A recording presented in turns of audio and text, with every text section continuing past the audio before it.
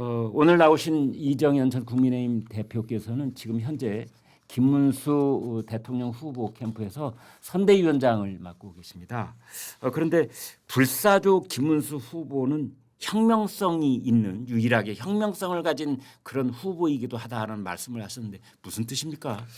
자, 사실 저는 김문수 후보하고 인연은 많습니다. 네. 그러나 깊이 있는 그런 대화를 몰랐다가 요즘에 와서 보고 있거든요. 네. 몇 가지만 조금 얘기를 해볼게요. 네. 참 이런 사람도 있을 수 있는가 싶습니다. 김문수 후보는 고등학교 때 네. 이미 삼선 개헌 반대를 하면서 무기 정학을 당했어요.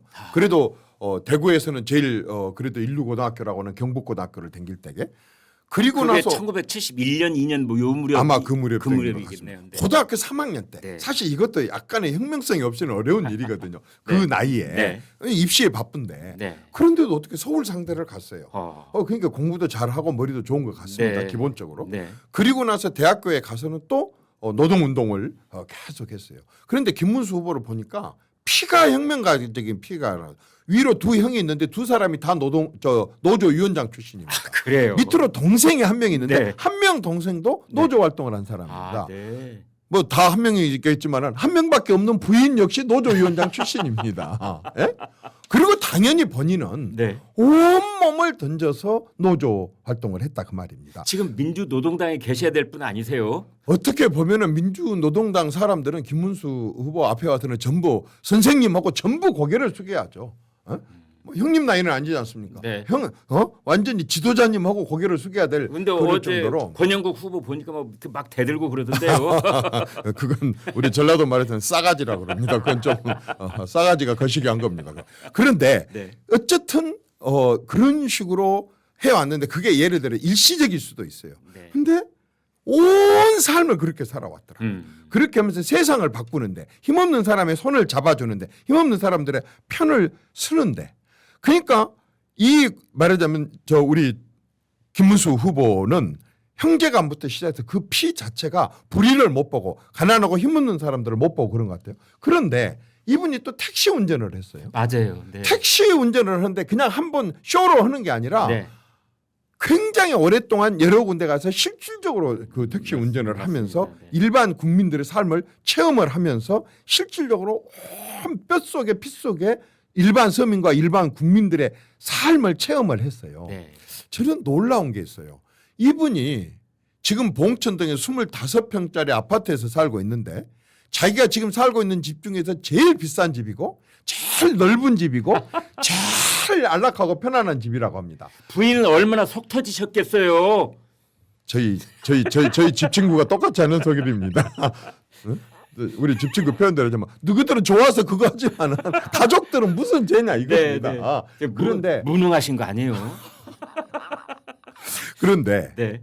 이 25평짜리 아파트에서 저렇게 사는 것을 저렇게 행복해하고 조금 더 평생을 두고 부동산 투기라든가 부동산을 거래를 하면서 그것으로 돈을 낸게 이런 삶을 살지 않았다고 그렇게 해요. 네. 근데 그것도 놀랍지만 더 놀라운 것은 그 운동권 시절에 참으로 어렵게 얻은 딸 하나 외동딸입니다. 네. 그야말로 무남 동료죠. 네. 이 외동딸이 직업이 뭐냐면 이 사회복지사예요. 사위도 사회복지사예요. 그리고 서울도 아니고 전라북도에 가서 근무를 하고 있어요. 네. 그런데 이 사람이 그러면 그런 것으로만 그렇게 활동만 하고 끝나느냐? 천만의 말씀입니다. 국회의원을 3번을 했고 네. 가장 넓다는 경기도 도지사를 2번을 지냈고 네. 그리고 노동부 장관을 포함한 장관급을 2번을 지냈어요. 네. 장관과 도지사와 국회의원을 이렇게 하면서도 다른 사회복지사 일반 국민들하고 똑같은 월급쟁이 생활을 하고 있고 일반 사람들이 똑같이 사는 25평짜리 아파트에서 평생을 두고 저렇게 살고 이렇게 해오면서도 그러면 야, 저렇게 막 이렇게 투쟁하고 그 말하자면 민주화 투쟁하고 이런 것만 부각돼 갖고 있는데 실제로 이분이 도지사를 하던 시절에 했던 일을 보니까 이 삼성 반도체 클러스터를 유치를 한 걸 보면은 네. 최고의 고급 두뇌와 최고의 미래 산업과 최고의 고용을 창출하는 그런 어마어마한 사업을 했더라고요. 근데 어쩌다 운 좋게 그게 하나가 아니라 파주에 있는 LCD나 또는 뭐 판교의 또 테크노밸리라든가 광교라든가 또 다산이라든가 많은 산업단지를 이렇게 했어요.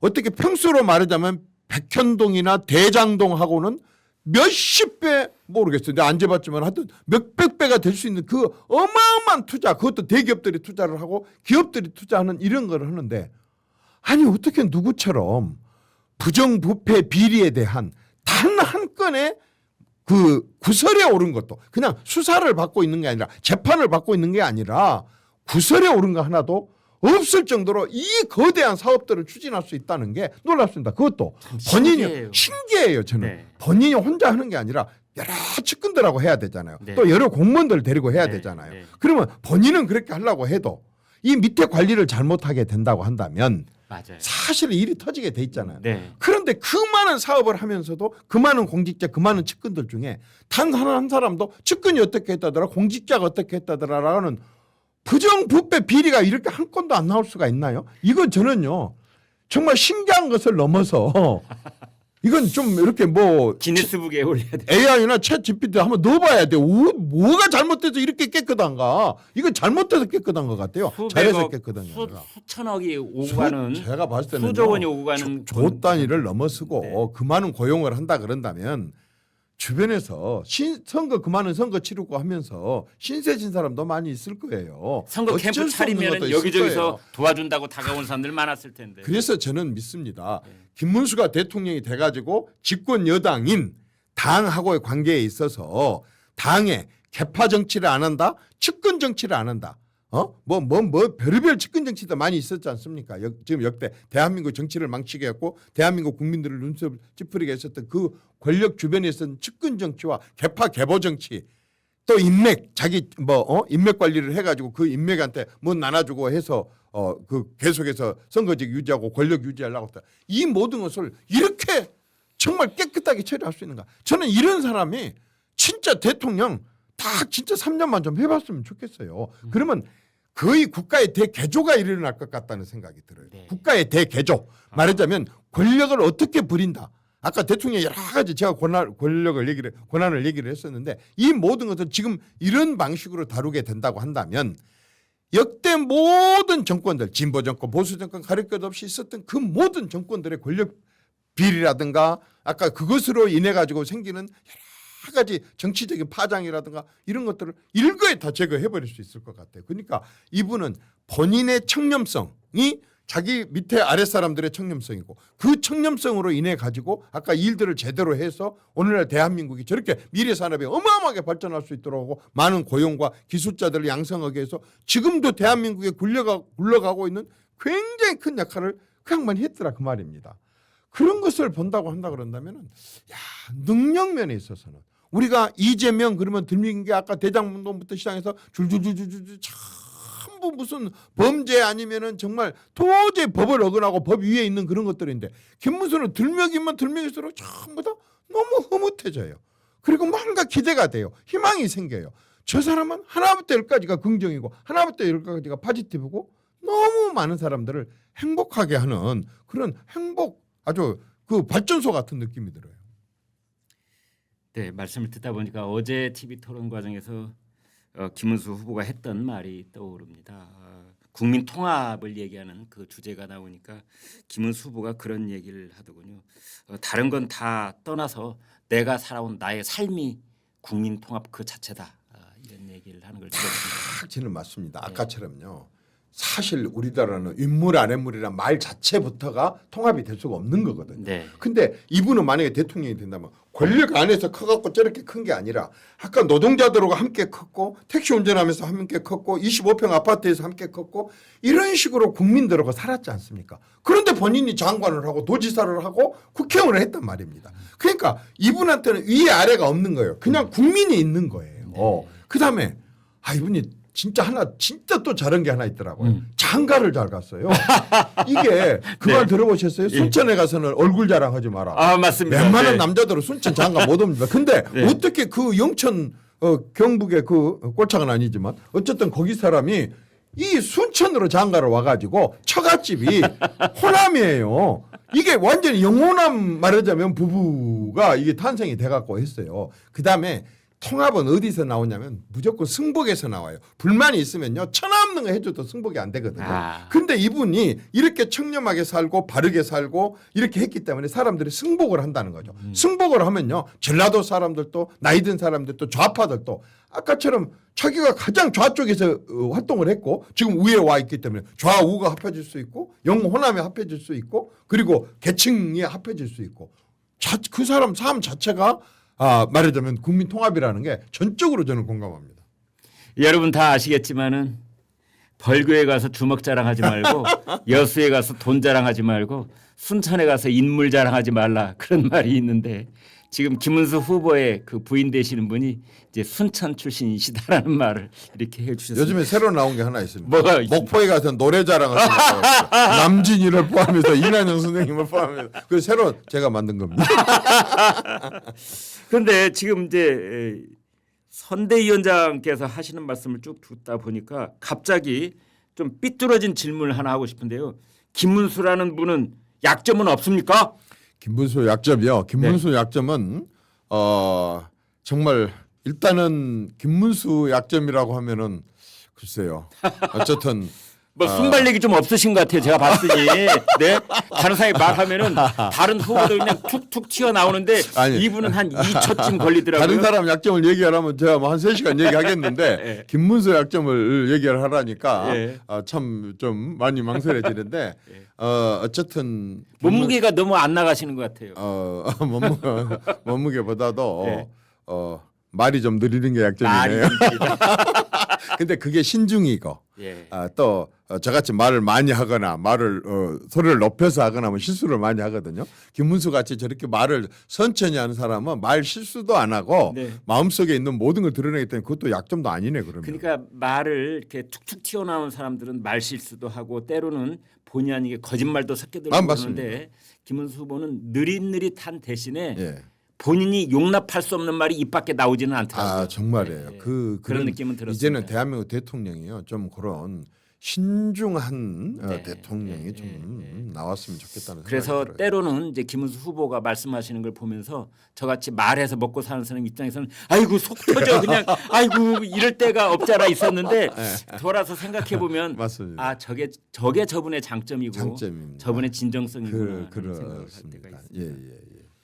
자 그래서 이제 나라에 대해서는 뭐 정치 경제 사회 안보를 막론하고 지금까지 해오신 일로 봤을 때 국가 대개조를 이룰 수 있는 분이다 하셨는데 그렇다면 김문수 후보는 국민의힘이라는 이 지금 어떻게 보면 국민들의 지탄의 대상이 되어 있는 이 국민의힘이라는 당, 이 당은 어떻게 바꿀 수 있습니까?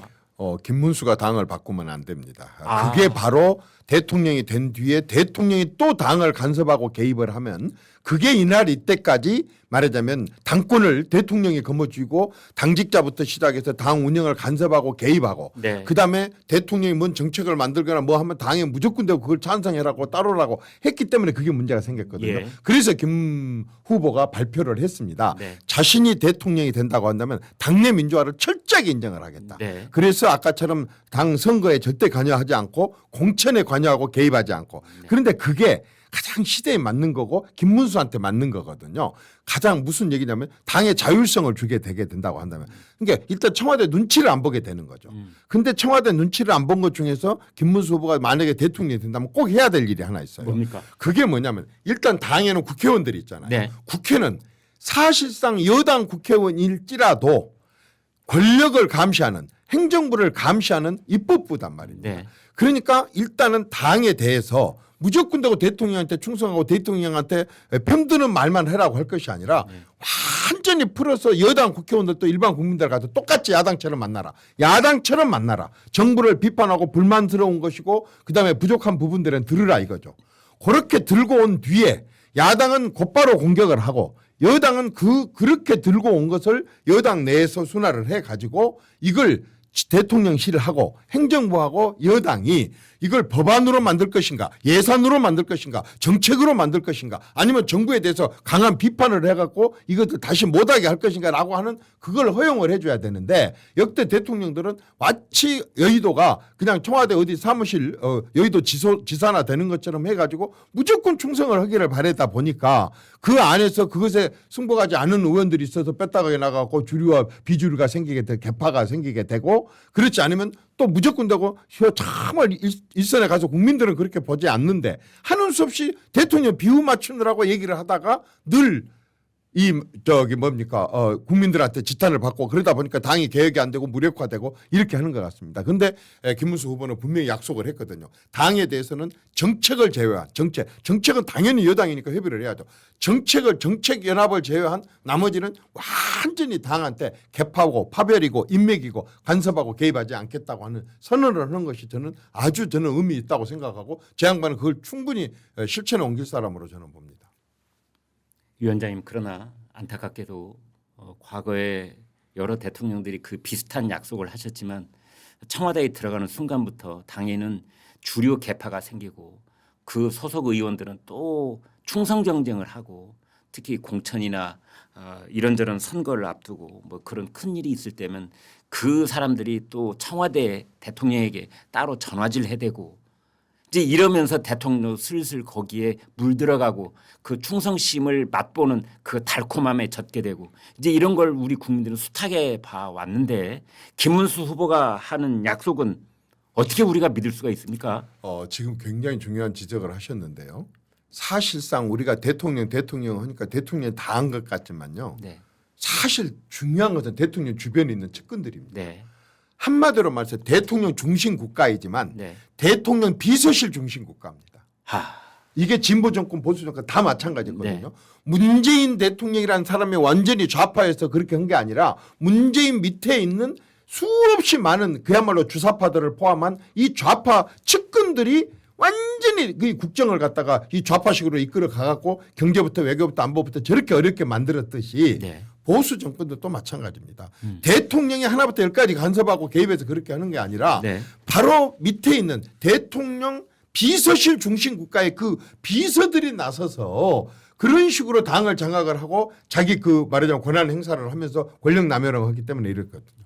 이 김문수가 아까 지금까지 우리가 제가 경기도지사 시절부터 시작해서 국회의원 시절이나 늘 해왔었던 거 이렇게 행태를 봐보면 네. 이분은 아까처럼 그런 개파나 측근이나 개보나 이런 건 자기 스스로가 들어가 본 적도 없었었고 그런 걸 만들지도 안 해왔었었고 네. 그런데 이분한테 이제 안심할 수 있는 것 중에 하나가 뭐냐면은 자기가 대통령이 된다면 일단 비서실을 아주 축소를 하겠다는 겁니다. 아, 비서실을 키워놓으니까 놀고 먹을 수가 없으니까 이 사람들이 일을 한다 셈 치고 권력을 남용을 하는 거예요. 근데 김문수는 이것을 비서실을 완전히 축소를 시키고 네. 축소를 시킨 대신 그러니까 대통령 비서실이 행정부처에다 간섭할 수 있는 여력을 주는 게 아니라 부처 장관 중심으로 책임장관제를 실시를 해가지고 장관 책임으로 이렇게 가게 해서 대통령실에서 각 부처를 다 아는 것처럼 주물럭거리지 못하게 하는 것 하나 그다음에 대통령 비서실의 정무수석실이라든가 이런 곳에서 당에 대해서 간섭하고 개입하고 이걸 할 수 없도록 축소를 시키고 일 자체를 거기서 뺏어버리겠다고 하는 그런 얘기를 한 것을 보고 지금까지 혁명적인 삶을 살아오고 그다음에 그렇게 어려우면서 다 죽은 것 같은 김문수가 또 살아나고 완전히 구속돼갖고 끝날 것 같은 사람이 또 다시 살아나고 학교에서 제적당했고 끝날 것 같은 사람이 다시 또 복학을 24년 만에 서울대 졸업장을 받는 저런 불사조 같은 사람 이번에 경선 과정에서도 12명에서 8명에서 4명에서 2명에서 1명에서 마지막 또 단일화 과정까지 이렇게 살아나면서 저렇게 하여튼 불사조 같은 저런 삶과 그다음에 혁명적인 삶을 살아온 사람이 자기가 75년을 이렇게 살았는데 이제 대통령 갖고 그걸 한꺼번에 다 까먹겠습니까? 그리고 이미 발표한 내용을 봐도 충분하게 저분은 그런 식으로 아까 권한을 분산시키는 그런 정책을 할 수 있을 거라고 보여집니다.